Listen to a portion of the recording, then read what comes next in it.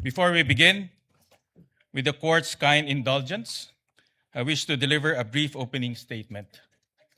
Ladies and gentlemen, distinguished senator judges, sa araw na ito, binubuksan natin ang pagdinig sa kasong impeachment laban sa pangalawang Pangulo ng Republika ng Pilipinas, ang kagalang-galang na Sara Zimmerman Duterte, alinsunod sa ating saligang batas. Sa pagtupad natin sa tungkuling ito, malinaw ang panata na ating sinumpaan to do impartial justice according to the Constitution and the laws of the Philippines. Ibig sabihin nito, ang bawat pasya natin ay dapat nakabatay lamang sa saligang batas, sa ating mga batas, sa mga alintuntunin ng hukumang ito, at sa mga ebidensyang ihaharap na walang kinikilingan at walang pinapanigan. Impeachment is a constitutional mechanism that holds the highest public officials of the Republic accountable to the people. We cannot achieve accountability, nor can we faithfully serve justice without the truth. Karapatan ng sambayanan na malaman kung may katotohanan ang mga paratang laban sa pangalawang Pangulo.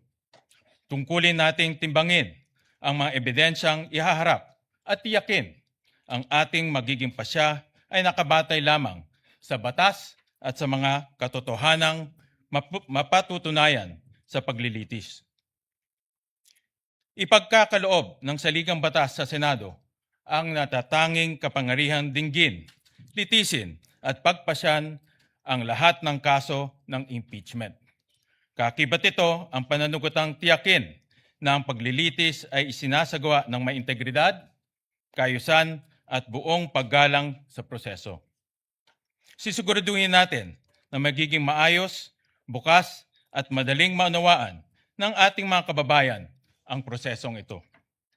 Pagkakaloban ang magkabilang panig, ang prosekusyon at ang depensa ng sapat at makatarungang pagkakataon upang magharap ng ebidensya, magsuri at magtanong sa mga testigo at mailahad ng buo ang kani-kanilang mga argumento.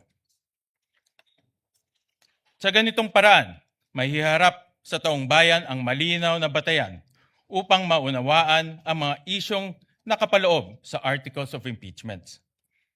Sa kasabayan ng paghahanap sa katotohanan, ang tungkulin natin tiyakin, iginagalang ang mga karapatan ng bawat panig, lalo na ang karapatan ng respondent vice president sa isang patas at makatarungan paglilitis.